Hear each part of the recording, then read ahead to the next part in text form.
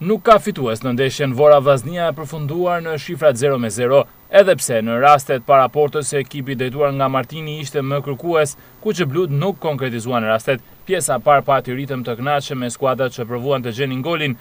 Në fundin e fraksionit ishte Kallaku që lëshoi sinjale të qarta kërcënimin nga shkodranët, ndërsa pak më vonë në krahun tjetër Kasalla shpërderoi një rast të mirë shënimi për vendasit. Në pjesën e dytë, gjatë zhvillimit të një goditje dënimi, Çeliković realizon për mysafirët nga Shkodra, por festa nuk zgjati, pasi goli anullohet për prekje me dorë nga VAR. Pavarësisht rasteve, shifrat mbeten të njëjta deri në vëshëllimin finale të arbitrit. Vllaznia kështu kryeson kampionatin me 60 pikë, ndërsa Vora është në vendin e 7 me 32 pikë, duke dalë përkohësisht nga zona e ftoftë, por lajmi tjetër është se afrohet Elbasani me vetëm 1 pikë, ndërsa Vllaznia këtë javë do të luajë në transfer pikërisht në Elbasanin ndjekës.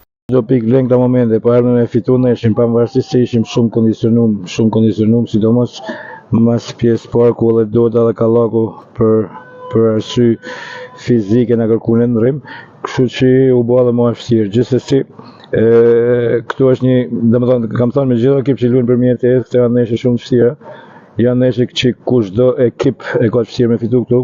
Kishim mundësi tona me shënu gol, edhe në pjesën e parë edhe në pjesën e dytë. Gjithsesi, djem dhënë maksimumin fush. Edhe mbjen keq që s'mor me 3 pikë, por janë edhe 4 javë kampionat që çdo pikë në këtë moment është e vlefshme. Ne kemi Dinamon, është një ndeshje shumë e rëndësishme. Duhet kërkojmë ngul që të marrim të arrim finalit kupës, shpresojmë që t'ja arrim, edhe të bëjmë gjitha mundësit, edhe me rekuperimin besoj që t'ja ditën e mërkurë edhe futbollistat do na rekuperohen, sepse jo çdo keq që vjen e bëa keq, ato dolen sot, por deri mërkurën besoj janë të gatshëm, janë edhe më të freskë, kështu që ndeshje e vështirë të mendojmë për finalen. Melos Bajrami foli për mediat pas ndeshjes, çudia qëndron tek fakti se fillimisht ju dha çmimi lojtari ndeshjes, më pas ju hoq dhe e mori Mario Bajrama i Vlorës. Justifikimi ishte se delegati bëri një lapsus.